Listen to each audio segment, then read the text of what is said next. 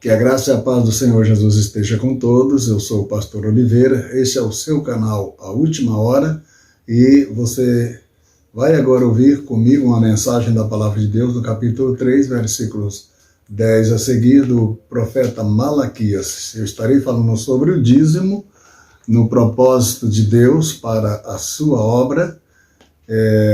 Vamos ler aqui o capítulo 3, versículo 10 do profeta Malaquias. Ele diz assim: trazei todos os dízimos na casa do tesouro, para que haja mantimento na minha casa, e depois fazei prova de mim, diz o Senhor dos Exércitos, se eu não vos abrir a janela dos céus e derramar sobre vós uma bênção, tal que dela vos advenha a maior abastança.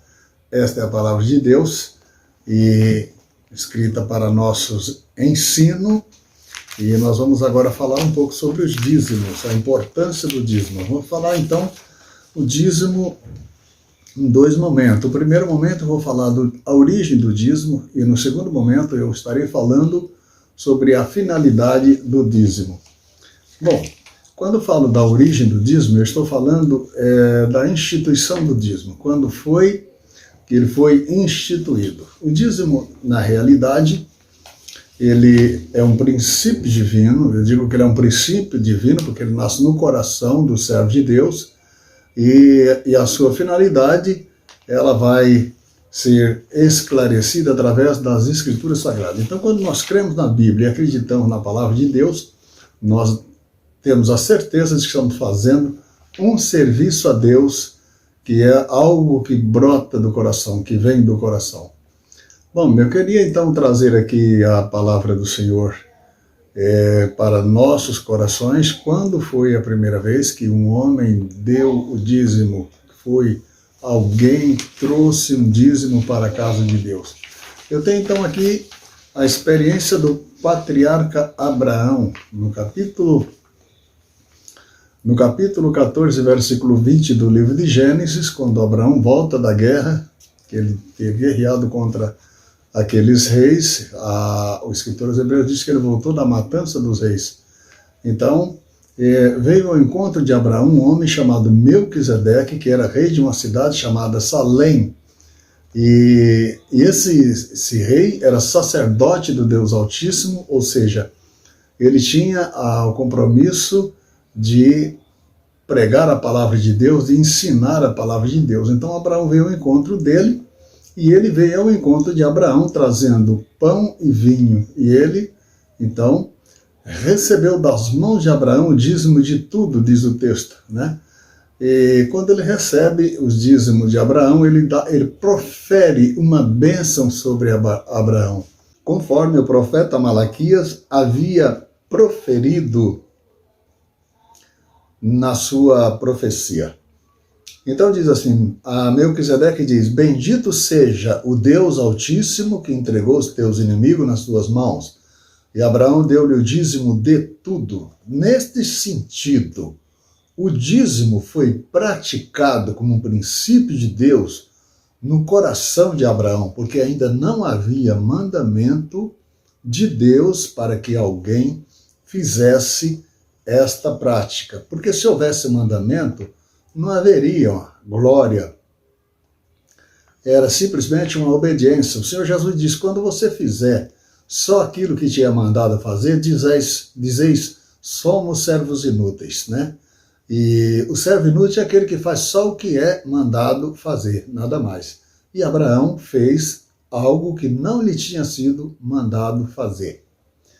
Bom, então, se você prosseguir na Escritura, lendo aos Hebreus capítulo 7, versículo 2, o escritor aos Hebreus está dizendo assim: porque este Melquisedeque, que era rei de Salém, sacerdote do Deus Altíssimo,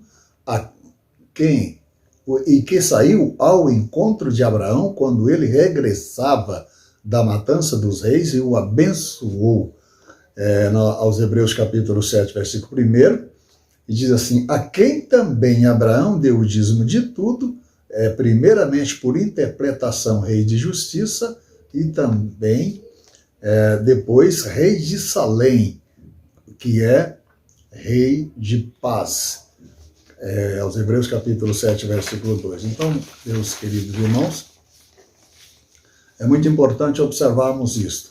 O dízimo está aí no coração de Abraão e seria posto no nosso coração no futuro se nós tivermos em nós mesmos um princípio de Deus, ou seja, se nós tivermos em nós amor pela causa de Deus, pela obra de Deus, o suficiente para procedermos desta maneira. Então, o dízimo, além de ser um princípio de Deus, é também uma obra de amor para com a obra do Senhor.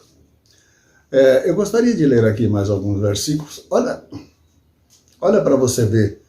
Posteriormente, você vai ver no capítulo 28, versículo 22 de Gênesis, mais um servo de Deus que pratica o dízimo sem mandamento. Desta vez, Jacó, filho de Abraão, ele é filho de Isaque, ele, neto de Abraão, é que pratica esta ação maravilhosa. Ele então sai fugindo da casa de seu pai para uma terra remota, fugindo da ira do seu irmão Esaú, e quando ele para dormir, ele pega uma pedra, coloca como travesseiro, e sobre aquela pedra ele sonha, e ele vê uma escada posta na terra e o topo atinge os céus. E quando ele acorda, ele fica espantado e ele diz assim: quão terrível é este lugar! Este lugar não é outro senão a casa de Deus. O Senhor estava aqui e eu não sabia.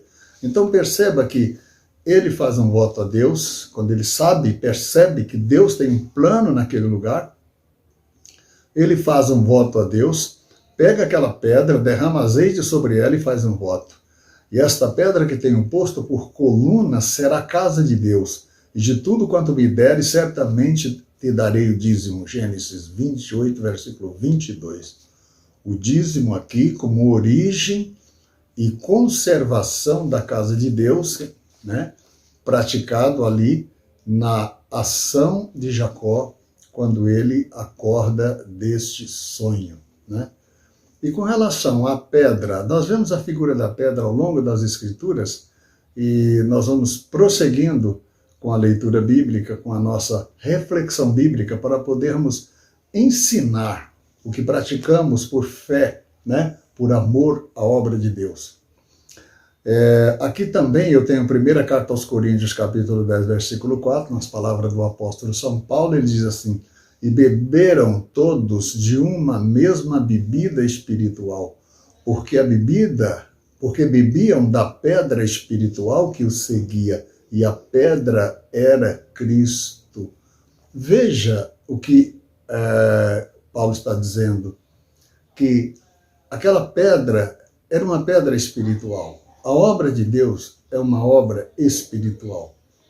Não podemos esperar que aqueles que são carnais, que aqueles que são mundanos, que aqueles que são inimigos da obra de Deus, inimigos da cruz de Cristo, inimigos do Evangelho, venham entender uma prática tão sublime, tão valiosa e tão preciosa para a obra de Deus como é a causa do dízimo na igreja de Deus.